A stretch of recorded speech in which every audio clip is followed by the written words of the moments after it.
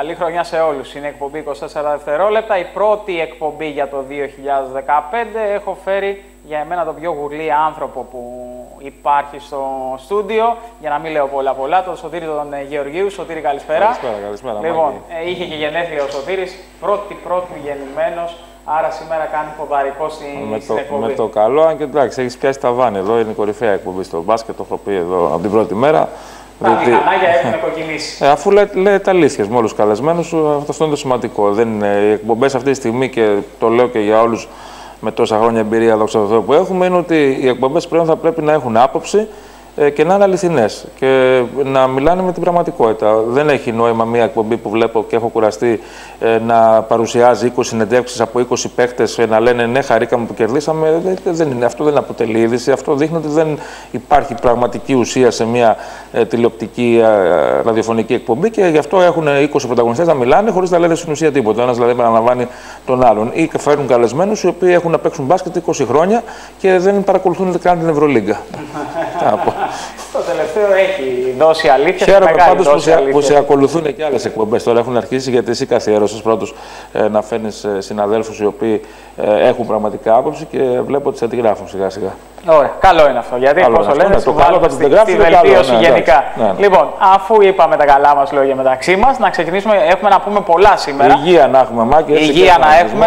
Ελπίζω όλοι οι τηλεθεατές και οι φίλοι της εκπομπής να πέρασαν όσο καλύτερα μπορούσαν αυτές τις μέρες, γιατί τα προβλήματα υπάρχουν. Τα προβλήματα υπάρχουν, αισιοδοξία και επειδή υπάρχουν προβλήματα, δεν σημαίνει ότι δεν πρέπει να βοηθάμε τους συνανθρώπους μας που έχουν πολλές φορές πολύ περισσότερα από εμάς για να γινόμαστε καλύτεροι άνθρωποι και να έχουμε όσο περισσότερο χαμόγελο γίνεται παρά τα προβλήματα, γιατί το χαμόγελο φέρνει θετική ενέργεια και η θετική ενέργεια μπορεί να βελτιώσει κάπως τα πράγματα. Αυτό. Και να ζούμε τη ζωή, γιατί είδαμε τι γίνεται. Ξεκινάς να πας σε ένα ταξίδι και δεν ξέρεις αν θα φτάσεις στον προορισμό. Είμαστε στη χρυσή εποχή που εξαφανίζονται αεροπλάνα όταν βρίσκεις Μερμήγκη και τα αεροπλάνα δεν τα βρίσκουν. Άλλα δεν τα έχουν βρει ακόμα, άλλα τα βρίσκουν μετά από 5 μέρες. Αυτό κάτι περίεργο είναι. Κάτι καινούριο θα εμφανιστεί στο επόμενο διάστημα, πιστεύω. Θα μας πούνε για κάτι. Λοιπόν, να μην το πάμε σε άλλη εκπομπή τώρα, γιατί έχουμε να συζητήσουμε για όλες τις ομάδες Α1, να δούμε τι έγινε τη σεζόν που μας πέρασε, να έχουμε το σχολείο μας, αυτό δηλαδή που ενδιαφέρει τον περισσότερο κόσμο, από Άρη, ΠΑΟΚ, Παναθηναϊκό, Ολυμπιακό μέχρι όλες τις ομάδες, Κηφισιά, Δράμα, το τι έγινε την προηγούμενη αγωνιστική. Και έτσι θα ξεκινήσουμε τι έγινε το Σαββατοκύριακο που μας πέρασε. Αν και να πάρω ένα πρώτο σχόλιο, γιατί δεν κάνουμε αγωνιστική τώρα μετά την πρωτοχρονιά μας. Έχει πέσει βαρύ βασιλόπιτα, δηλαδή όλοι παίζουν και εμείς καθόμαστε να παίξουμε στους 10. Αυτό δεν το κατάλαβα, δεν ξέρω αν έχει να κάνει με το γεγονός ότι υπάρχει Ευρωλίγκα, αλλά δεν μου λέει κάτι αυτό. Τι έγινε, οι Ισπανοί παίζανε την Τρίτη. Ρεάλ και Μπαρσελόνα. Οι Γάλλοι παίζουν συνέχεια. Οι Ιταλοί παίζουν συνέχεια. Εμείς γιατί έχουμε ανάπαυση αργία. Δεν το κατάλαβα αυτό. Ούτε εγώ το έχω καταλάβει. Μάλιστα οι γιορτές, ο αθλητισμός είναι, το έχω ξαναπεί και πάλι, με εξαίρεση τη Μεγάλη Παρασκευή που είμαι κάθετος ότι δεν απαγορεύεται να γίνεται οποιαδήποτε εκδήλωση.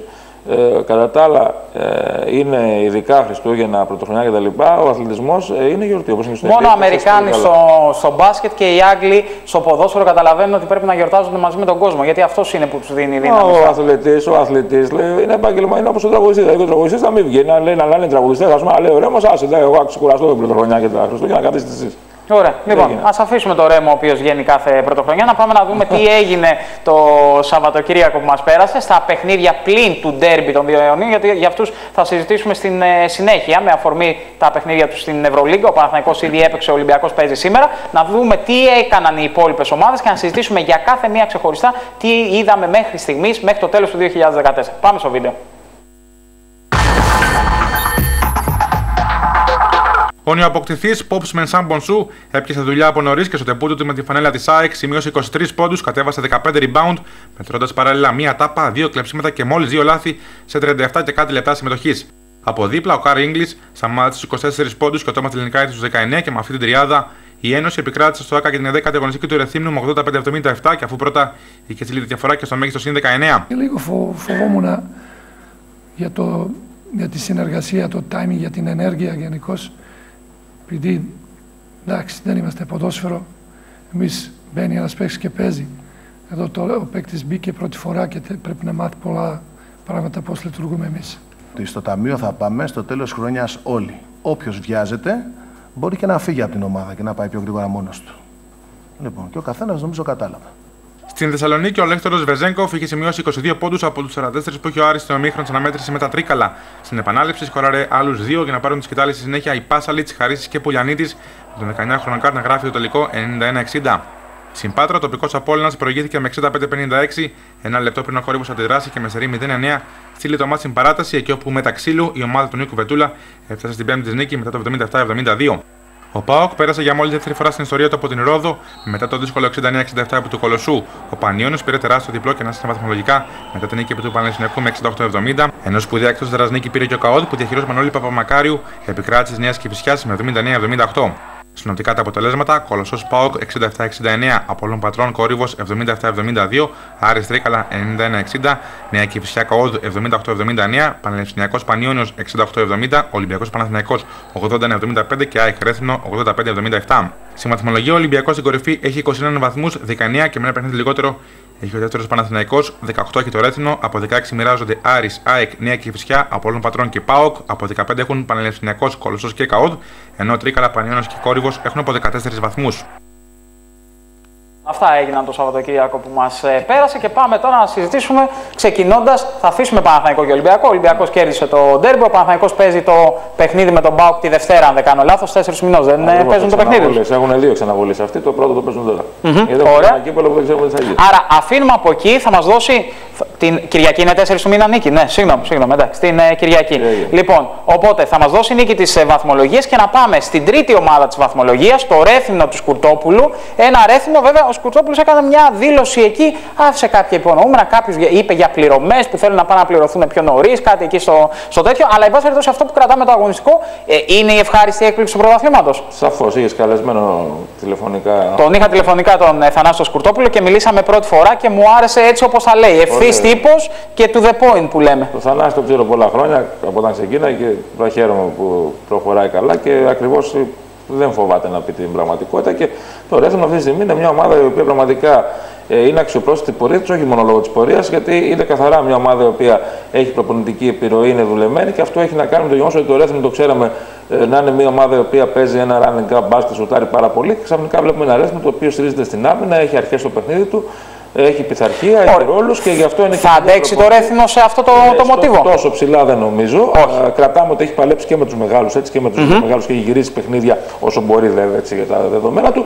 Νομίζω ότι θα είναι σίγουρα στα play-off και μπορεί να είναι και στην πεντάδα ακόμα. Ωραία. Μας αρέσει το Ρέθυμνο. Κρατάμε βέβαια αυτό που είπε ο Σωτήρης, ότι κατά πάσα πιθανότητα στην πεντάδα. Ο Άρης είναι τέταρτος. Για μένα είναι άνοστος και άγευστος ο Άρης. Δεν ξέρω αν σου αρέσει εσένα. Εμένα προς το παρόν ούτε ζέστη ούτε κρύο. Θα συμφωνήσω μαζί σου απόλυτα όπως το είπες, ακριβώς είναι. Είναι ένας Άρης ο οποίος έχει κάνει κάποιες αλλαγές σε σχέση με πέρυσι. Εμένα πέρυσι μου άρεσε περισσότερο ο Άρης γιατί από το να βλέπω εγώ αυτούς τους Αμερικάνους που δεν μπορούσα να βλέπω τα. Αυτό είναι ένα ωραίο θέμα που είπε Σωτήρη. Δηλαδή έχουμε Έλληνες προπονητές στους περισσότερους πάγκους και τελικά έχουμε φτάσει σε περίοδο κρίσης. Εκεί που λέμε ότι θα βγουν Έλληνες και έχουμε βρεθεί με περισσότερους ξένους και με περισσότερους Αμερικάνους από ό,τι ήμασταν πέρσι. Εντάξει. Το μόνο καλό είναι ότι μειώθηκαν οι κοινοτικοί. Ναι. Πάλι καλά. Έτσι, δηλαδή, εντάξει. Και το επίπεδο σχετικά των Αμερικάνων είναι σχετικά καλό για τα λεφτά τα οποία έχουν οι ελληνικές ομάδες. Από εκεί πέρα όμως δυστυχώς τα νέα παιδιά και τις μικρότερες ομάδες δεν παίρνουν τις ευκαιρίες τις οποίες θα έπρεπε να πάρουν. Έχω εδώ πέρα αρκετές ομάδες ενστάσεις. Το θέμα είναι ότι ο Άρης είχε ένα μοντέλο το οποίο δούλευε με τους Έλληνες, ξαφνικά έβαλε τους Αμερικάνους, οι οποίοι Αμερικάνοι όπως βλέπουμε δεν κάνουν τη διαφορά και δεν νομίζω δηλαδή ότι ο Άρης με τους Έλληνες θα ήταν πολύ πιο κάτω π.χ. τώρα.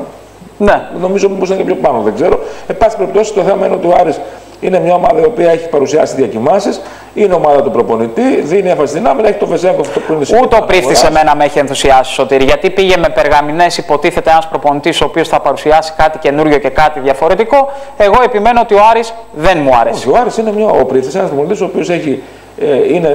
Έχει κάποια standards, δηλαδή είναι στο 7, θα είναι στο 7, δεν ξέρω αν μπορεί να πάει στο 8,5 στο 9, θα φανεί στην πορεία, εντάξει μικρός είναι σχετικά ακόμα.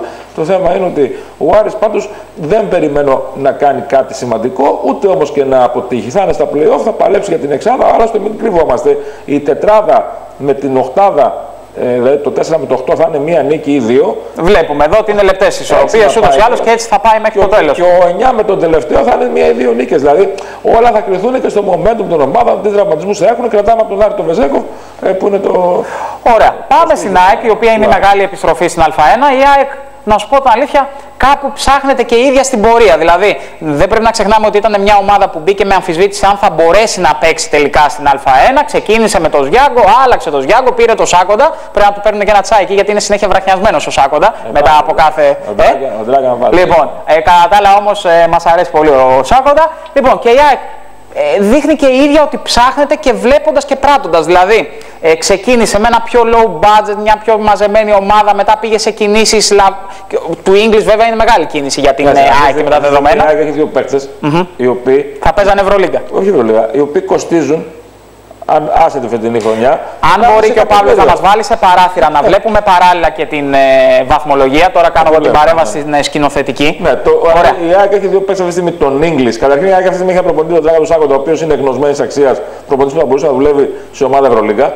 Πανάκριβος προπονητής, άσχετα αν ήρθε με λίγα χρήματα. Έτσι τον Dragan. Και τα παράθυρα, Νίκη. Μιλάω με την Νίκη παράλληλα. Βάλε μας να φαινόμαστε κι εμείς. Έχει English και Μπονσού.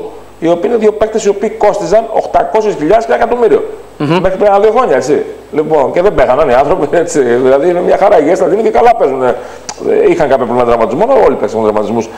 Θέλω να πω δηλαδή η αξία τους, απορώ πώς αυτοί οι παίκτες έχουν έρθει στην ΑΕΚ. Καταρχήν η ΑΕΚ έκανε οικονομική υπέρβαση, μπράβο τους που βρήκαν τα χρήματα. Καλό είναι αυτό και ευχάριστο.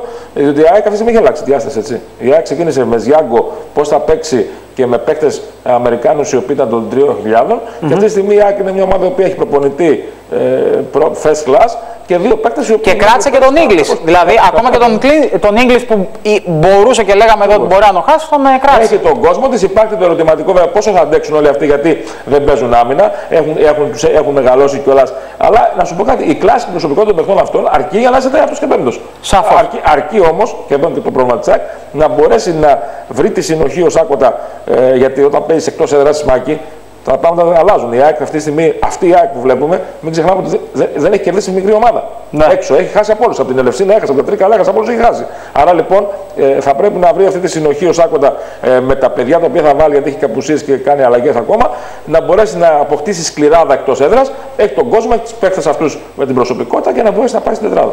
Η ΑΕΚ λοιπόν ανέβασε τον πύχη. ΑΕΚ είναι μια άλλη ομάδα που πέρσι τη συζητάγαμε μέχρι το καλοκαίρι. Λέγαμε η ευχάριστη έκπληξη, η ομάδα με υγεία και έχει οικονομική υγεία, γιατί έχει έναν πρόεδρο ο οποίος ρίχνει λεφτά από πίσω, μια εταιρεία όπως θέλετε πήρε το. Είναι η Κηφισιά, η οποία μου δίνει την εντύπωση ότι προτιμότερο ήταν να μην είχε κερδίσει εκείνο το παιχνίδι με τον Ολυμπιακό, γιατί έκτοτε ήρθε σχεδόν η κατάρρευση.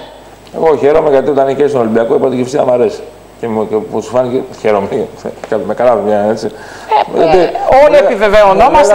Μου λέγανε τι είναι αυτά που λες. Και επειδή τα τεκμηρώνω εγώ αυτά που λέω πάντα και εδώ τα λέγαμε δόξα τω Θεώ. Εδώ ήσουν στην εκπομπή και γι' αυτό τώρα σε. Εμείς είμαστε αναλυτές του μπάσκετ, δεν είμαστε καταγραφείς ούτε ρεπόρτερ. Δημοσιογραφία σημαίνει να είσαι και αναλυτής και να προβλέψεις πράγματα και καταστάσεις. Αλλιώς, άμα είναι λες θα δούμε και θα κάνουμε, θα δούμε, λέει και ο γείτονας. Δεν χρειάζεται να κάνουμε τους δημοσιογράφους, δεν είναι. Αποτυχημένες επιλογές ξένων, αν και του Γιούιν δεν μπορώ να καταλάβω πόσο ήταν τόσο. Όχι, αποτυχημένες δεν ήταν. Ο Παπαδόρος δεν μπορούσε να τον βάλει το Γιούιν στο παιχνίδι. Εντάξει, συμφωνώ. Εντάξει. Η Κηφισιά κατά πρώτον είναι μια ομάδα που είναι υπερτιμημένη και απορώ το πώς λειτουργήσε το σύστημα εντός αγωγικών έτσι, να εμφανίζεται η Κηφισιά ότι είναι το νέο Big Thing, πώς θα λέει στην Αμερική. Ναι. Λοιπόν, τι είναι η Κηφισιά? Η Κηφισιά είναι μια ομάδα χωριό, εντός αγωγικών έτσι, γιατί σαν Δήμος είναι τεράστιος, έτσι, με εννοώ μπασκετικό χωριό, με την έννοια δεν έχει κόσμο, δεν έχει τίποτα. Λοιπόν, πολύ δουλεμένη ομάδα, άξια η διοίκηση, άξιος ο Παπαθεοδόρος στον πάγκο τόσα χρόνια ήταν να ανεβάσαν την ομάδα, από εκεί πέρα φτάνει, that's all. Δηλαδή τώρα τι να λέμε, η Κηφισιά πάει να κάνει τι. Λοιπόν, και φέτος έκανε λάθος επιλογές. Γιατί πέρσι ήταν μια ομάδα δουλεμένη η οποία έπαιζε την αμυνά της, είχε τον κορμό της και τη χημεία της. Και φέτος ξεκινάει μια ομάδα με τον Παπαθεδόρο στον πάγκο που είναι ο μέτρη της άμυνας, έτσι δεν κάνω λάθος, να έχει μέσα 5 παιδιά τα οποία είναι 35 χρονών και πάλι. Και ίσως δικαιώνονται και αυτοί εδώ αν στα 35 αυτοί παίζουν άμυνα, θα αλλάξουμε τη θέση του μπάσκετ.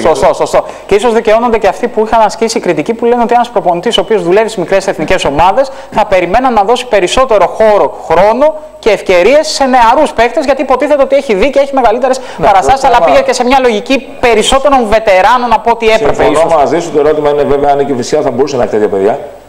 Γιατί τα φυτόρια της προφανώς δεν είναι μεγάλα. Έτσι. αν θα μπορούσε να είναι τέτοια παιδιά ή να επενδύσει σε τέτοια παιδιά η διοίκηση. Αυτό δεν είναι θέμα, δεν ξέρω τι συζητήσει. Ίσως και οι ομάδες αυτές να είναι το σκαλοπάτι και να μπουν σε αυτό το σκεπτικό λειτουργίας. Ότι είμαι ένα σκαλοπάτι για τον έφηβο, για τον νέο άνδρα, για να πάει μετά στον Ολυμπιακό, στον Παναθηναϊκό και να κάνει την υπέρβασή του. Δηλαδή, έλα εδώ να παίξεις, έχουμε προπονητή ο οποίος δουλεύει, έχει άποψη, έχει φιλοσοφία και από εδώ δεν σε κρατάμε. Αλλά σου δίνουμε την ευκαιρία να αναδειχθείς και να πας λιγάκι παραπάνω. Ακριβώς όπως το λες, η Κηφισιά ψήλωσε γενικώς σαν ομάδα, με την έννοια ότι ξαφνικά έβαλε τον πύχη ψηλά και βάζοντας τον πύχη ψηλά λέει να πάρουμε παίκτες έμπειρους κτλ. Ξαφνικά το έμπειρος παίκτες το 1-2 έγινε 5 έμπειροι. 5 έμπειροι δεν ταιριάζει με τη φιλοσοφία σου να παίζεις σκυλής άμυνα. Δεν και γίνεται. Είναι και δύσκολο για έναν προπονητή άπειρο να διαχειριστεί 5 βετεράνους. Ακριβώς. Και ξαφνικά, επειδή ο Παπαθεδόρου δεν παίρνει καλούς Αμερικάνους, όπως και το κάνουμε, δεν έχει καλές επιλογές στους ξένους, δεν είναι Βετούλας. Στο κομμάτι αυτό, έτσι. Θα πάμε παρακάτω γιατί εκεί πήγες. Η Κηφισιά μπλέχτηκε και έφτιαξε ένα ρόστερ το οποίο δεν είχε καλούς ρόλους και γι' αυτό από την πρώτη στιγμή εγώ είπα δεν μου αρέσει η Κηφισιά. Κερδίζει τον Ολυμπιακό και αν δεν έχει κερδίσει τον Ολυμπιακό μέχρι που θα κινδύνευε κιόλας τώρα, πλάκα-πλάκα. Και γι' αυτό και έχει μπερδευτεί πάρα πολύ. Θα πρέπει να κάνει καθαρή ιστορία τώρα. Θα πρέπει να δώσει βάθος αυτό που είπες, έστω σε αυτούς τους παγκίτες που έχει, να βάλει τον πύχη κάτω και να πει στόχος είναι να σωθούμε και άμα μπορέσουμε να πάμε στα play-off, όσο και αν ακούγεται περίπου αυτό που λέω τώρα. Αυτό θα πρέπει να είναι ένα στόχος ρεαλιστικός, να δουλέψει με τον Παπαθεδόρο που ξέρει να κάνει καλή δουλειά, αλλά να βρει πλέον το status και το target της δουλειάς που δεν κάνει. Γιατί τη στιγμή και ο Παπαθεδόρο είναι μπερδεμένος στην Κηφισιά. Δεν έχω καταλάβει ακριβώς τι φιλοσοφία έχει φέτος. Για να μπορέσει η Κηφισιά να είναι μια υγιής ομάδα, γιατί έχει υγιέστατη διοίκηση και είναι άξια συγχαρητηρίων. Δεν έχει ακουστεί το παραμικρό οικονομικά. Βάζουν τόσα λεφτά οι άνθρωποι και όπως έχει πει πολύ σωστά, η Κηφισιά έχει μεγαλύτερο μπάτζετ από τις άλλες ομάδες.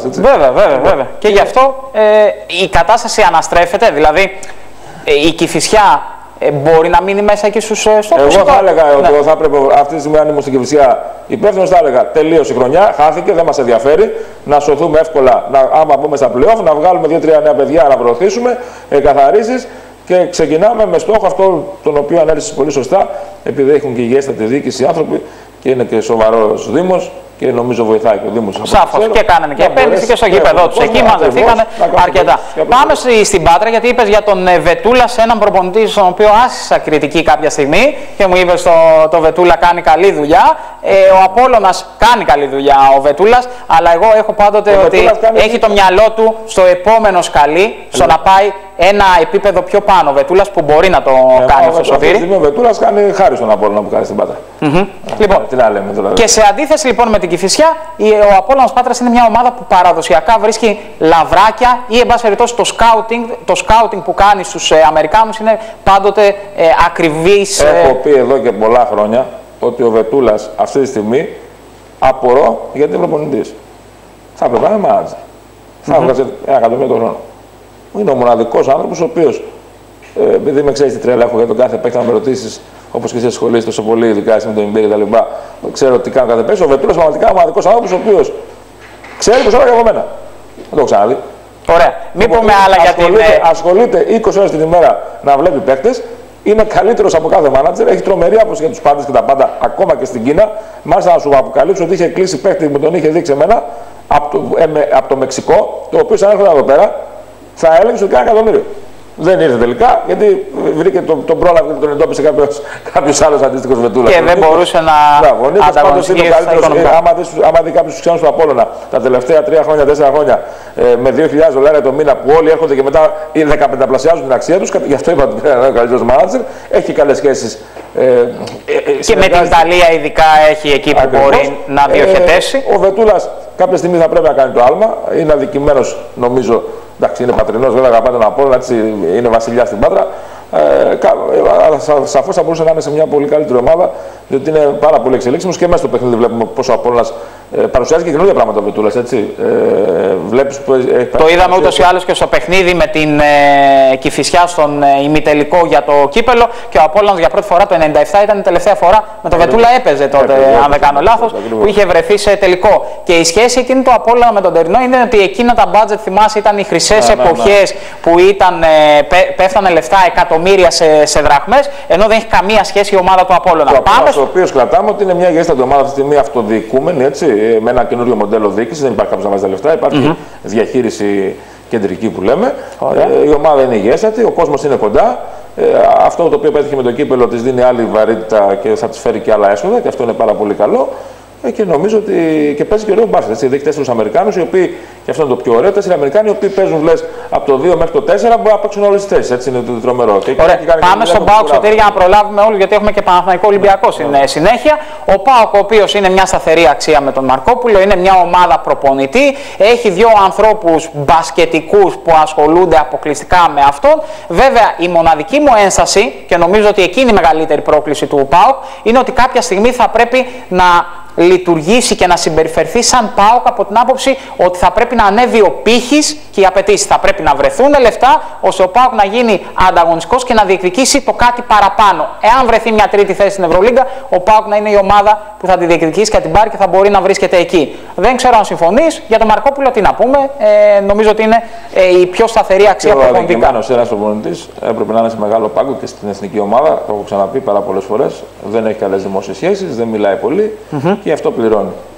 Εντός εισαγωγικών το πληρώνει, γιατί για μένα ο άνθρωπος είναι άξιος χαρακτηρίων, επειδή είναι κυρίως με κάπα κεφαλαίο. Έτσι. Από εκεί και πέρα, πάω και το έχω ξαναπεί ότι είναι μια ομάδα η οποία είναι άξια συγχαρητηρίων. Όλη αυτή η ενέργεια που έχουν κάνει εκεί, προέλευε όλοι οι παλιοί Σταυρόπουλοι κτλ. Γιατί καθαρίζουν την ομάδα επιτέλους. Από εκεί και πέρα, αυτή η διάρκεια που χρειάζεται είναι μεγάλη. Άρα λοιπόν, μην περιμένουμε τον ΠΑΟΚ τίποτα. Είχα πει πριν από ένα μήνα, ένα μισό, όταν ο ΠΑΟΚ ήταν έτοιμος, ότι ο ΠΑΟΚ θα σκάσει. Και δεν γίνεται να μην σκάσει, γιατί δεν είναι Ferrari. Τι να κάνουμε δηλαδή, 200.000 μπάτζετ είναι, 300.000 και παρεξηγήθηκαν κάποιοι. Και μετά άρχισαν οι κατραπαγιές. Ο ΠΑΟΚ παίζει στο 120% από αυτό που μπορεί να παίξει. Αλλά μιλάμε για μια ομάδα που κάνει 250.000. Τι λέμε τώρα. Έχει περάσει το κόκκινο από αυτό που μπορεί να παίξει. Το θέμα είναι πόσο θα αντέξει.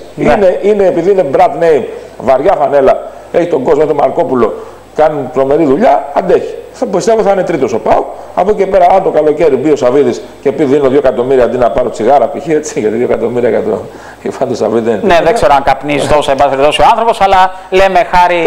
Ο οποίος έχει βοηθήσει ήδη τον ΠΑΟΚ, έτσι. Όπως και ο Μελισσανής. Πάμε και στο. Αυτοί οι 2 άνθρωποι, έτσι, ο Μελισσανής και ο Σαββίδης, ένα έτσι να κάνουν. Αλλάζουν επίπεδο, γιατί το 1,5-2 εκατομμύρια πλέον σε επίπεδο budget. Γιατί έχουν και καλούς διαχειριστές. Δηλαδή, όταν δώσει 2 εκατομμύρια και ο Σταυρόπουλος ή ο Μπρέλεβιτς, ξέρουν τι θα κάνουν. Δεν θα πιάσουν τόπο τα λεφτά διαφορετικά με κάποια άλλη διαχείριση. Ελευσίνα, η Ελευσίνα του Φώτη Βασιλόπουλου, η Ελευσίνα η οποία νομίζω ότι αδείξε το Σκαραφίγκα πρωτίστως, που τον έδιωξε. Νομίζω όμως ότι ο Κουστένης πήρε την κατάσταση στα χέρια του, ανταπεξέρχεται μέχρι στιγμή στην πρόκληση, αλλά δεν είναι εύκολο το έργο της. Η Ελευσίνα είχε καλό ρόστερ, εγώ το είχα πει. Ήταν θέμα χρόνου. Η αλήθεια είναι ότι τα μάτσα που έχασε ο Σκαραφίγγας ήταν μάτσα που ήταν χαμένα ουσιαστικά.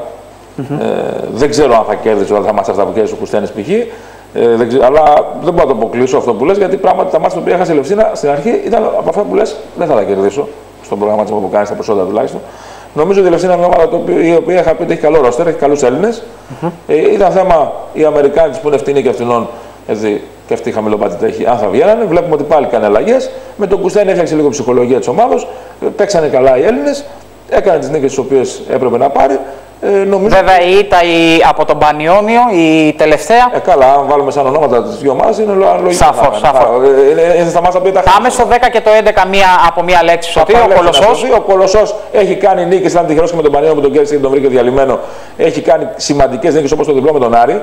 Απλά κρατάω επιφυλάξει τον Κολοσσό, γιατί δεν μου αρέσουν οι πολλές αλλαγές που έχει κάνει και δεν μου αρέσει το ρόστερ του. Παρ' όλα αυτά όμως, τα 2 διπλά που έχει κάνει ειδικά με Άρη και Πανιόνιο δείχνουν να το κρατήσουν την κατηγορία. Ο ΚΑΟΔ είναι δουλεμένη ομάδα, μαχητική, σκληρή, αλλά χάνει μπάτς φέτος. Βέβαια, πήρε ανάσα με την νίκη μέσα στην Κηφισιά. Μέσα στην Κηφισιά ήταν μεγάλο διπλό αυτό το οποίο έκανε. Νομίζω θα σωθεί καθαρά με την εμπειρία του. Τα Τρίκαλα εκεί, κομψή κομψάκι. Τα Τρίκαλα τα βλέπω πολύ το φαβορί. Ας είναι ο φίλος μου ο Φλεβαράκης που κάνει πολύ καλή δουλειά, δεν έχουν λεφτά όμως. Ναι.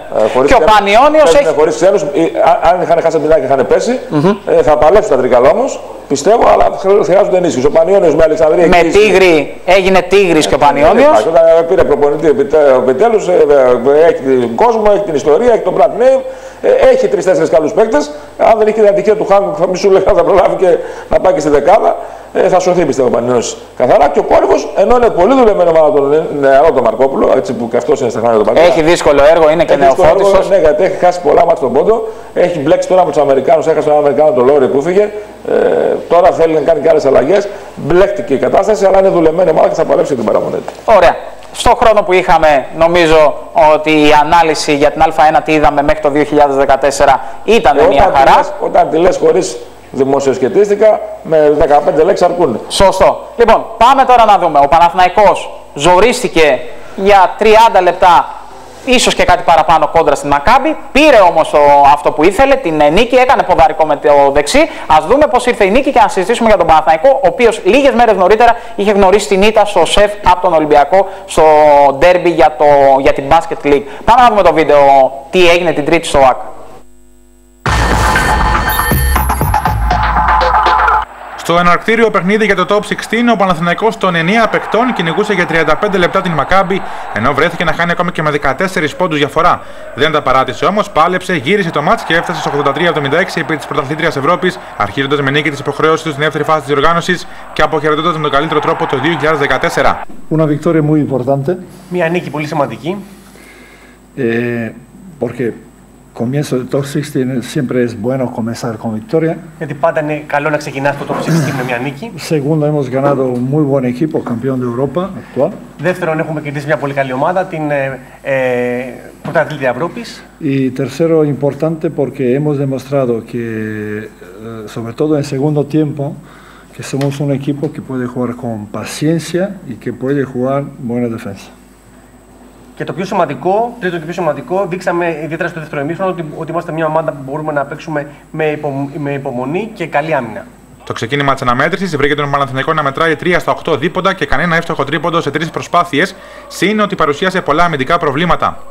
Από την άλλη, η Μακάμπι εμφανίστηκε υπέρ του δίοντος εύστοχη, βρήκε εξ αρχής ρυθμό και με τους Τάιους και Λίνχαρντ να κάνουν πάρτι και στις δύο πλευρές του γηπέδου, προηγήθηκε με 8-15, ενώ προς απάντηση στο Μαυροκεφαλίδη και Γκίστ, ο Χέινς έκανε και το 12-17. Ο ίδιος παίκτης έστειλε για πρώτη φορά στο μάτς την διαφορά και σε διψήφια επίπεδα για να κόψει στη συνέχεια ο Τάιος στο Μαυροκεφαλίδη και στην εξέλιξη της φάσης κάνει το 18-32 πριν αρχίσει η πράσινη αντεπίθεση. Ήταν ένα πάρα πολύ δύσκολο παιχνίδι για μας. Θέλαμε να τελειώσουμε τη χρονιά με μια νίκη και για μας και για τον κόσμο. Αλλά κάθε αρχή και δύσκολη. Το δίδυμο Νέλσον Διαμαντίδη έδεσε ιδανικά, προσθέθηκε και ο Γιάνκοβιτς και με τα συνεχόμενα τρίποντά τους ο Παναθηναϊκός μείωσε στους 2 και στο 39-41, ενώ είχε την ευκαιρία να ισοφαρίσει, όμως Κόχεν και Πάργκο είχαν άλλη γνώμη. Ο πρώτος σταμάτησε τον Γιάνκοβιτς και ο δεύτερος, αφού έκανε κανένα 2 βήματα παραπάνω, έγραψε το 39-43, σκορ με το οποίο οι δύο ομάδες πήγαν στα αποδυτήρια. Μείναμε συγκεντρωμένοι στο αμυντικό μας πλάνο και όταν είχαμε την ευκαιρία να προσπεράσουμε, το καταφέραμε. Η Μακάμπι είναι μια ομάδα με αρκετούς Αμερικανούς, πολλοί αθλητικούς που καρφώνουν και σκοράρουν μεγάλη άνεση, αλλά δεν πρέπει να τρομάζεις κάθε φορά που πετυχαίνουν ένα εντυπωσιακό καλάθι. Με την επιστροφή στο παρκέ, ο Νέλσον έφερε το μάτς στο χ. Όμως το σκοτωμένο τρίποντο του Λίνχαρντ από τα 9 μέτρα, η backdoor πάσα του Οχαγιών στον Τάιους και η 6 συνεχόμενη πόντι του Ράντλ έδωσαν προβάδισμα 10 πόντων στους Ισραηλινούς που στο 28ο λεπτό ήταν μπροστά με 54-64. Η απάντηση των Πρασίνων δεν άρχισε να έρθει και αφού έτρεξαν ένα σερί 6-0, μείωσαν σε 60-64. Στο 34 ο Σλότερ έφερε νέα ισοπαλία στο μάτς, κάνοντας το 68 όλα, ενώ μία φάση μετά ο Μαυροκεφαλίδης έβαζε για πρώτη φορά τον Παναθηναϊκό στην θέση του οδηγού, κάνοντας το 70-68. Στα τελευταία 5 λεπτάκια, αφού πρώτα ο Γκίστ έκλεισε εντυπωσιακά τα φώτα στον Πάργκο, ο Παναθηναϊκός πήρε πόντους μόνο από την γραμμή της φιλανθρωπίας, έως ότου ο Σλότερ ευστοχίζει πίσω από τάξη και 75 για να γράψει τον επίλογο. Sabíamos que va a estar un partido difícil, porque Maccabi es un equipo que juega un poco diferente que otros equipos en Euroliga. Ξέραμε ότι θα ήταν ένα παιχνίδι δύσκολο, δεδομένου ότι η Μακάμπι παίζει διαφορετικά από τις υπόλοιπες ομάδες της Ευρωλίγκα. Δυσκολευτήκαμε να προσαρμοστούμε στο παιχνίδι τους 20 λεπτά. Και με τον χαριτωμένο πιτσιρικά να φοράει το καπελάκι του και να χειροκροτάει στους ώμους του μπαμπά του, νομίζω ότι ήταν ο πιο ωραίος επίλογος σε αυτό το βίντεο. Αυτά είναι τα ωραία να βλέπουμε. Λοιπόν, Σωτήρη, ο Παναθηναϊκός στο παιχνίδι με τον Ολυμπιακό και στο παιχνίδι με την Μακάμπι, για μένα το βασικό του πρόβλημα ήταν ότι για 3 περιόδους δεν μπόρεσε να ελέγξει και να επιβάλλει το δικό του ρυθμό. Σίγουρα ο Ιβάνοβιτς δεν ήθελε να πάνε τόσο ανοιχτά τα μάτς και σε μεγάλα σκορ. Βέβαια, στο παιχνίδι με τους Ισραηλινούς κατάφερε να το μαζέψει στο τέλος, έπαιξε πολύ καλύτερη άμυνα, με τον Γκίστ να είναι ο μεγάλος πρωταγωνιστής γιατί έβγαλε ενέργεια που δεν είχαν άλλοι παίκτες. Ήταν κακός ο Παναθηναϊκός με τη Μακάμπι και γλίτωσε, γιατί η Μακάμπι είναι μια μέτρια ομάδα φέτος. Βεβαίως έχει τη φανέλα, την εμπειρία κτλ. Αλλά δεν επιτρέπεται να τρώσει τώρα 18 πόντους από το Λίνχαρντ, το οποίο ήταν να φύγει γιατί δεν ακούμπε την μπάλα στο παρκέ. Δείγμα της κακής άμυνας, γιατί δεν είναι θέμα μέρας. Εάν σε έναν παίκτη ο οποίος είναι παγκίτης και έχει πράγματα να αποδείξει, τον υποτιμήσεις και του δώσεις ρυθμό και ψυχολογία, θα σου κάνει ό,τι σου έκανε ο Λίνχαρντ. Ακριβώς όπως το λέω, γιατί ο Λίνχαρντ σου λέει: άμα με διώξετε τώρα με το παιχνίδι που κάνω, θα βρω και καλό συμβόλαιο.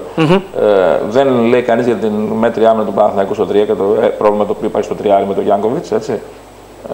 Λοιπόν, υπάρχει πρόβλημα στο 3, δηλαδή ακούω την άποψη ότι θέλουν, ο Παναθηναϊκός έπρεπε να έχει κι άλλο τριάρι. Μήπως είναι. Να κάνω μια ερώτηση. Αν δεν ο Γιάνγκοβιτς, ποιος θα παίξει τριάρι στο Παναθηναϊκό? Θα πάει σε πιο κοντό σχήμα. Δεν θα παίζει μόνο με κοντούς και με το Διαμαντίδη στο 3 να παίζει. Αυτό δείχνει ότι είναι το πλάν. Εντάξει, άμα έλεγα για τον Ολυμπιακό πέρυσι, αν θυμάσαι, ότι αν έχει τραυματισμό και είδες τι έγινε. Άλλαξε όλη η ιστορία στην Ευρωλίγκα. Λοιπόν, είναι μεγάλο ο Παναθηναϊκός, αυτό το συζητάμε. Δεν είναι το πεντάρι του Παναθηναϊκού, γιατί να βάλουμε κάποια πάνω σε μια σειρά. Έτσι. Λένε για τον Μπατίστα. Λέει ο Μπατίστα δεν παίζει άμυνα. Αν έπαιζε άμυνα ο Μπατίστα και βάζει και 15 πόντους στην επίθεση με τον τρόπο. Θα παίζει ο Κλίβελαντ Καβαλίρης εκτός στη θέση του Βαρεζά. Ακριβώς. Άρα τι να λέμε λοιπόν. Αυτή είναι η παίση. Ούτε μπορεί να έχει και τον Μπατίστα, να έχει και τον Μαυροκεφαλή, να φέρει ένα παίκτη του 1 εκατομμυρίου. Δεν γίνεται. Και άντε βρες και με 1 εκατομμύριο παίκτη. Εδώ πέρα ψάχνει Τσεσεκά και δεν έχει βρει Τσεσεκά. Το ξέρετε ότι έχει 3 ψηλούς. 3 έχει αυτή τη στιγμή. Ο Κρυάπα πότε θα παίξει, ποτέ. Έτσι δεν είναι. Λοιπόν, με 3 ψηλούς είναι. Έχουν αυτοί 2 εκατομμύρια 3 και δεν βρίσκουν. Θα βρει λοιπόν παίκτη. Καλά, και οι Αμερικάνοι ψηλούς ψάχνουν. Μην νομίζεις, όλος ο κόσμος. Και τώρα έχει βρεθεί ο Μαριάνοβιτς, όλοι έχουμε ανακαλύψει ξαφνικά τον Μαριάνοβιτς. Ο Παναθηναϊκός λοιπόν έχει κάνει ένα λάθος για μένα, το έχω πει την αρχή σεζόν, ότι δεν έχει πάρει να παίξει τη θέση του Γιάνγκοβιτς. Από πίσω. Μπροστινό το Γιάνγκοβιτς, συμφωνώ. Δεν λέω στάρ παίκτη, ένα ρολίστα, ένα σλότερ. Αντίστοιχο στο 3 όμως. Να έχει ένα παίκτη πίσω. Λοιπόν, να δούμε εδώ τον όμιλο του Παναθηναϊκού Σωτήρη όσο συνεχίζει τον συνειρμό σου. Ο Παναθηναϊκός με εντυπωσιάζει και κάνει τρομερή δουλειά ο Ιβάνοβιτς, διότι έχει απίστευτη διάρκεια. Είναι η ομάδα που είναι η πιο καινούρια και δεν έχει κάνει καμία γκέλα. Συνεχίζει, δηλαδή το να χάσει από την μπάγκια δεν είναι γκέλα, δεν το θεωρώ γκέλα έτσι, ή το ότι έκανε μια μέτρια εμφάνιση χθες και κέρδισε. Ίσα-ίσα δείχνει ότι ο Παναθηναϊκός παίρνει τα μάτς που θέλει ακόμα και στην κακή του μέρα και γκέλα πραγματική δεν έχει κάνει και είναι απίστευτο για μια καινούρια ομάδα πώς συνεχίζει έτσι. Μπράβο. Ωραία. Σε αυτόν τον όμιλο Σωτήρη ο Παναθηναϊκός νομίζω κατά τη δικιά μου άποψη μπορεί και δικαιούται να βλέπει πρόκριση, με την προϋπόθεση βέβαια ότι θα καταφέρει να είναι παραπάνω αποτελεσματικός στα εκτός έδρας παιχνίδια. Ο Παναθηναϊκός αυτή τη στιγμή είναι σε έναν όμιλο τον οποίο τον διάλεξε γιατί ξέρει ότι είναι φαβορί να προκριθεί, ξέρει ότι είναι outside the grand και δεν μπορεί να πάει στο πλεονέκτημά της παρά μόνο να αυτοκτονήσουν οι Ισπανοί. Άρα ο Παναθηναϊκός ξεκινάει ότι πλεονέκτημά της ξεχάσει το καλημέρα, καληνύχτα. Πάμε. Βέβαια έχει μια μικρή ελπίδα γιατί όσο υπάρχει εκεί ο Λάσος στην Ρεάλ. Μόνο να αυτοκτονήσουν οι άλλοι. Αυτό λέμε. Λοιπόν, δεν είναι στα δικά του χέρια. Ναι. Αλλά ο Παναθηναϊκός ξέρει ότι είναι στα δικά του χέρια, προφυλάσσοντας το ΆΚΑ που μπορεί με την εμπειρία και τη φανέλα που έχει και την καλή εικόνα που έχει να τον προφυλάξει, να κάνει και 2 διπλά και να περάσει και είτε τρίτος είτε τέταρτος και με όποιον διασταυρώσει μετά. Να έχει ελπίδες και το έχει σκεφτεί πολύ σωστά ο Παναθηναϊκός γιατί η Τσεσεκά, εγώ επιμένω ότι δεν με τρομάζει, η Φενέρ δεν σε τρομάζει, καμία ομάδα δεν μας τρομάζει φέτος. Γι' αυτό και οι ελληνικές ομάδες, αν και είναι ένα κλικ πίσω, έχουν την δικιά τους τύχη και τις πιθανότητες. Ας είναι χειρότερες από τους άλλους σαν ρόστερ και σαν μπάτες κτλ. Δεν μας τρομάζει καμία από τις άλλες ομάδες γιατί σε τρομάζει η Μπαρσελόνα η οποία εντυπωσιάζει την Ευρωλίγκα και στην Ισπανία. Άμα τη δεις, έχει χάσει από τη Σεβίλη, από την Εστουτιάτης από συν 15, από τη Σεβίλη έχασε από την Ομπραντόρα από συν 13, χάνει. Δηλαδή κάτσε. Καλά, την είδαμε τι έκανε και πέρυσι στο Μιλάνο που ακόμα δεν έχει καταλάβει. Βλέπουν εκεί τα βίντεο, τα DVD. Λοιπόν, γιατί δεν είναι τόσο τρομερή η Μπαρσελόνα στον παρουσιάζουμε. Η Τσεσεκά παίζει με 3 ψηλούς. Με τον Βορόσεβιτς παίζει, τον Γκάουν και τον Χάινς. Ποιος είναι ο τέταρτος, ο Κρυάπα που δεν θα παίξει ποτέ. Και αν γυρίσει, θα γυρίσει το Μάρτιο, πότε θα γυρίσει. 4 μήνες, 5. Ποιος είναι ο τέταρτος. Η Γαλατά εδώ έχει τα οικονομικά της προβλήματα και τα θέματα της. Έχει ένα τραυματισμό ο Γκάουν π.χ. έτσι. Ποιος θα παίζει, ο Χάινς και ο Βορόσεβιτς θα είναι 2 ψηλοί τη Τσεσεκά και αυτή τη Τσεσεκά δεν μπορεί να την κερδίσεις και με τον Τότσιτς να είναι τραυματίας. Τι λέμε τώρα, κοιτάμε το 10-0 που έχει κάνει Τσεσεκά. Και να δούμε και ποιος έχει παίξει Τσεσεκά. Ωραία. Ο Παναθηναϊκός είπε ότι. Έχει βέβαια τον Ντεκολό, έτσι που ο Ντεκολό ηρέμησε τον Δεόντοσιτς. Εντάξει, είναι αυτό και. Αυτό είναι αλήθεια, αυτό ναι. Αλλά έχει πρόβλημα στους ψηλούς και δεν έχει πάρει κανένας αυτό. Ωραία. Λοιπόν, Σωτήρη, ο Παναθηναϊκός, ο Νέλσον έχει γυρίσει. Μου φαίνεται λιγάκι ότι είναι εκτός ρυθμού. Είχαν βγάλει τον Παπα-Νικολάου Λεμπρόν, τώρα έχουν βγάλει εδώ πέρα, έχουν βαφτίσει τον Νέλσον, δεν έχουν βαφτίσει. Νόμιζα ότι. Δεν είναι πάντως παίκτης που μπορεί να κάνει τη διαφορά. Εγώ νόμιζα ότι ήρθε ο Μάτζικ Τζόνσον. Μπερδεύτηκα στην αρχή. Ωραία. Δεν είναι ένα παίκτη τη σειρά. Το οποίο απλά ο οποίος είναι χρήσιμος γιατί είναι στον Παναθηναϊκό. Το καλό για τον Παναθηναϊκό είναι. Στο Διαμαντίδη δίπλα, έστω και στα 35 ο Διαμαντίδης.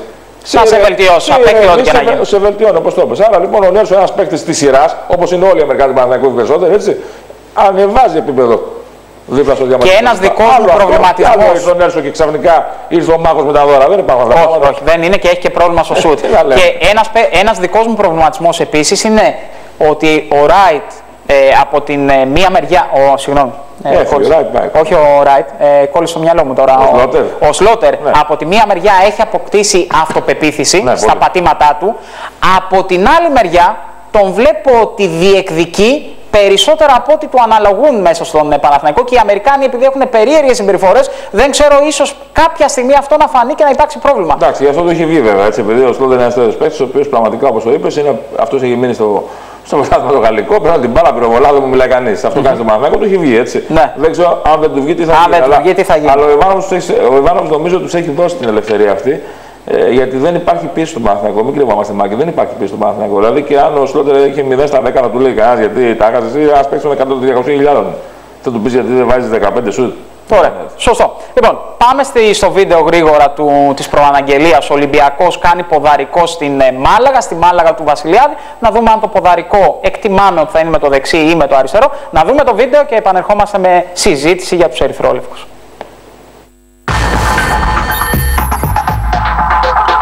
Ποδαρικό με το δεξί στη νέα χρονιά αλλά και στην πρεμιέρα του Top 16 θέλει να κάνει ο Ολυμπιακός που αντιμετωπίζει απόψε το βράδυ τη Μάλαγα στη Μάρτιν Καρπένα της Ανδαλουσίας.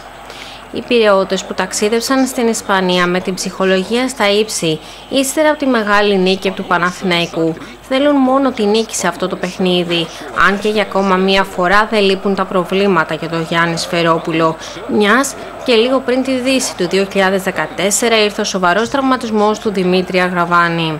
Ο νεαρός άσος υπέστη κάταγμα στο αριστερό του χέρι και ενδέχεται να μείνει εκτός δράσης για περίπου 3 μήνες, με αποτέλεσμα να χάσει και τα 14 παιχνίδια του Top 16. Βέβαια, ο έμπειρος τεχνικός θα έχει και ένα πονοκέφαλο λιγότερο, μιας και θα υπολογίζει κανονικά στις υπηρεσίες του Γιώργου Πρίντεζη, που γνωρίζει πολύ καλά τη Μάλαγα από τη θητεία του σε αυτήν τη σεζόν 2009-2011. Ξεκινάει ένας μαραθώνιος στο Top 16. Όλοι ξέρουμε τι όμιλο έχουμε, όλες οι ομάδες είναι πάρα πολύ δύσκολες και ελπίζουμε να παρουσιαστούμε όσο πιο έτοιμοι γίνεται. Η απόψινή αντίπαλος του Ολυμπιακού βρίσκεται σε εξαιρετική κατάσταση και προέρχεται από εξαιρετικά αποτελέσματα. Ένα από αυτά είναι η νίκη απέναντι στη Ρεάλ Μαδρίτης για το πρωτάθλημα με 99-92. Το έργο του Ολυμπιακού είναι πάρα πολύ δύσκολο και άπαντες θα αναζητήσουν την νίκη προκειμένου να ξεκινήσουν με το καλύτερο τρόπο τις υποχρεώσεις τους στη δεύτερη φάση του θεσμού και να αυξήσουν τις ελπίδες τους για πρόκριση. Μιας και η Τσεσεκά Μόσχας του Δημήτρη Ιτούδη, αλλά και η Φενέρ του Ζέλικο Μπράντοβιτς είναι τα μεγάλα φαβορί του ομίλου. Θεωρώ ότι υπάρχουν φαβορί τα outsider. Δηλαδή, αν είμαστε εμείς φαβορί, ποιος είναι outsider, η Φενέρ, η Εφές ή το Μιλάνο. Όλες οι ομάδες είναι πολύ δυνατές και κάθε παιχνίδι, κάθε κατοχή μετράει. 8 παιχνίδια έχουν δώσει μεταξύ τους στη Μάλαγα, με τις δύο ομάδες να μετράνε από 4 νίκες. Με τελευταίο αυτό την περσινή χρονιά για το Top 16, με τον Βασίλη Σπανούλη να έχει επιστρέψει δρυμύτερος από τραυματισμό και να κάνει όργια μαζί με τον Ματ Λοτζέσκι και να οδηγεί τον Ολυμπιακό στη νίκη με 63-80. Από το τελευταίο παιχνίδι ο Ολυμπιακός έχει ευχάριστες αναμνήσεις στην Μάλαγα. Δεν ξέρω, Σωτήρη, αν θα είναι ευχάριστη η ανάμνησή του μετά το τέλος και του σημερινού παιχνιδιού. Ένας Ολυμπιακός ο οποίος είναι υπερπλήρης στο 3. Έχει πρόβλημα στο 4, ο Πρίντεζης δείχνει ανέτοιμος για εμένα. Στους ψηλούς ακόμα μεγαλύτερο πρόβλημα. Ο Πέτουεϊ δεν έχει προσαρμοστεί. Νομίζω ότι δεν είναι για Ολυμπιακό. Εμένα δεν μου αρέσει. Για πέμπτος ψηλός δεν είναι κακός. Για πέμπτος, εντάξει, πολύ ωραία. Λοιπόν, όπως επίσης απαγοήτευση για τουλάχιστον μέχρι το 2014 είναι και ο Μάτζαρης και ο Σλούκας. Δηλαδή αυτά τα παιδιά έχουν ευκαιρίες, περιμένεις χρόνο με το χρόνο να τους βλέπεις και καλύτερους και δεν τους βλέπεις. Ο Μάτζαρης είναι από τους αγαπημένους μου παίκτες, έχω πει, δεν έχω καταλάβει τι έχει πάθει. Το έχω πει εδώ και από πέρυσι το λέω. Δεν έχω καταλάβει τι γίνεται. Και για τον Σλούκα, που όλοι λένε ο Σλούκας για μένα φαίνεται να έχει κάνει 2 βήματα πίσω, όχι μπροστά. Συμφωνώ μαζί σου. Δεν μπορώ να καταλάβω πώς το βλέπει ο καθένας στο μπάσκετ. Ευτυχώς συμφωνούμε. Το θέμα είναι ότι ο Ολυμπιακός είναι σε έναν όμιλο, για να ξεκινήσουμε από αυτό, στον οποίο αυτή τη στιγμή δεν υπάρχει grand φαβορί, δεν είναι Real Barcelona. Έτσι, η Φενέρ και η Τσεσεκά δεν με τρομάζουν, ξαναλέω. Αλλά ο Ολυμπιακός είναι σε έναν όμιλο στον οποίο πρέπει καταρχήν να πάρει πλεονέκτημα έδρας. Γιατί αν δεν πάρει πλεονέκτημα με τρίτος τέταρτος, παίρνει την πρόκριση και πέφτει σε Real Barcelona καληνύχτα. Με κατάλαβε, έτσι, σαν outsider, αυτό εννοώ. Άρα λοιπόν παίζει σε ένα όμιλο φωτιά. Είναι πολύ δύσκολο όμως του Ολυμπιακού, δεν υπάρχει εύκολο παιχνίδι και ο Ολυμπιακός θα πρέπει να πάρει το πλεονέκτημα. Είναι πολύ δύσκολο. Ο καλός Ολυμπιακός είναι ικανός να πάρει και πλεονέκτημα. Ο κακός Ολυμπιακός μένει έξω. Ο μέτριος θα παλέψει για την πρόκριση. Είναι ξεκάθαρα τα πράγματα. Κάθε μάτς είναι δύσκολο. Ντέρμπι σήμερα, κλειδί ο Σπανούλης. Η Μάλαγα δεν είναι κάτι τρομερό. Είναι δυνατή ομάδα, η ισπανική ομάδα. Παίζει και ο Βασιλιάδης κανονικά. Νίκησε από πλήν 13 τη Real στην Ισπανική Λίγκα. Δεν με τρομάζει. Το μάτς θα είναι thriller. Ο Ολυμπιακός είναι κλειδί παιχνίδι αυτό για την ψυχολογία του. Ποντάρει στην επιστροφή του Πρίντεζη και στο γεγονός ότι κέρδισε τον Ολυμπιακό. Πρόβλημα όμως και δύο ακόμα, Σωτήρη, για να πάμε στο κλείσιμο. Δεν είναι, όχι, εντάξει. 10 λεπτά έπαιξε, δεν θα έπαιζε 0. Θα έπαιζε και έπαιξε 10. Πήρε τις ευκαιρίες του από τον Σφερόπουλο. Το ένα θέμα είναι ότι ο Σφερόπουλος νομίζω ότι κάπου θα πρέπει να βρει τη μέση λύση. Έχει πάρει μια ομάδα του Μπαρτζόκα, την οποία δεν μπορεί να την κάνει δυστυχώς για τον ίδιο ή για τον Ολυμπιακό, ομάδα του Σφερόπουλου. Τα είπες όλα αυτά, εντάξει. Αυτό όπως το είπες. Το μυστικό είναι ότι ο Σφερόπουλος πάει να κάνει μια ομάδα που ήταν ομάδα άλλο στυλ μπάσκετ, ελεύθερο, σουτάρουμε, τρέχουμε, Μπαρτζόκας. Πάει να το βάλει στη σχολή Σφερόπουλου. Δεν ξέρω αν θα του βγει. Είναι μεγάλο το ρίσκο. Θα πρέπει να πάει νομίζω πιο. Συμφωνούμε σε αυτό, μια μέση οδό. Με τον Παναθηναϊκό πήγε σε πιο μέση οδό. Βέβαια, για να πούμε και του Σφερόπουλου τον μπράβο και το παιχνίδι. Εάν συνεχίσει αυτό το μοτίβο, ο Ολυμπιακός μπορεί να πάει καλά. Και το κομμάτι στους ψηλούς, πρόβλημα εκεί. Πάλι... Και ποιο θα φέρει πέμπτο. Και ποιο να φέρει. Λοιπόν, έχει το Άσο και το Χάντερ. Τα λεφτά που δίνει ο Ολυμπιακός, μια χαρά είναι αυτή. Άμα δώσει 2 εκατομμύρια παραπάνω, μπορεί να βρει. Δεν βρίσκει σίγουρα, γιατί η Τσεσεκά δεν βρίσκει. Νομίζω ότι η πιο σημαντική κουβέντα που είπε ο Σωτήρη είναι ότι ο Ολυμπιακός πρέπει και μπορεί να διεκδικήσει εδώ μία από τις 2 πρώτες θέσεις που θα του δώσουν και πλεονέκτημα. Ο Ολυμπιακός αυτή τη στιγμή έχει βρεθεί στον πιο δύσκολο, όπως ο Παναθηναϊκός ήταν στο δύσκολο να περάσει. Ο Ολυμπιακός είναι στον πιο δύσκολο όμιλο, από του πιο δύσκολου τη τελευταία δεκαετία, όπου στη δεύτερη φάση και το χειρότερο είναι ότι πρέπει να βγει πρώτος-δεύτερος, γιατί η διασταύρωση το φέρνει πάνω σε μεγαθύρια. Σε ισπανικές ομάδες δεν πλέον έχει τη μέδραση. Άρα λοιπόν είναι πολύ δύσκολο το έργο. Και οι ίδιοι ελληνικές ομάδες αυτή τη στιγμή είναι outsider για το Final Four. Δεν είναι ξεκάθαρα πράγματα. Αλλά επειδή έχουν την τεχνογνωσία, την εμπειρία και τη φανέλα, και επειδή καμία παραλαμβάνω ομάδα δεν με τρομάζει, η Real έχει θέμα προπονητή, η Μπαρσελόνα είναι η γνωστική loser Μπαρσελόνα, δεν ξέρω αν θα αλλάξει. Η Τσεσεκά δεν με τρομάζει εμένα, δεν μου αρέσει τόσο πολύ όσο την παρουσία του Τσεσεκά, έχει πρόβλημα στους ψηλούς, το ανέφερα. Η Φενέρ είναι μπερδεμένη, η Εφές του Ιβκοβιτς έχει Ιβκοβιτς, δεν είναι όμως το τρομερό ρόστερ, καμία ομάδα δεν με τρομάζει. Γι' αυτό και ελπίζουν οι ελληνικές ομάδες. Ωραία, κρατάμε αυτό, γι' αυτό ελπίζουν οι ελληνικές ομάδες. Να ευχηθώ και πάλι καλή χρονιά επίσης. Στο μπάσκετ έτσι είναι πολύ σημαντικό. Να υπάρχει ένα κανάλι το οποίο πραγματικά είναι συνέχεια δίπλα στο μπάσκετ. Αυτό είναι αλήθεια και θα δώσω την πάσα αφού σας ευχηθώ και πάλι καλή χρονιά. Αύριο Jump Shoot με τον Τόλι Κοτζία, μια ακόμα μπασκετική εκπομπή. Να έχετε ένα καλό βράδυ όλοι σας. Ανανεώνουμε το ραντεβού μας για την επόμενη Πέμπτη.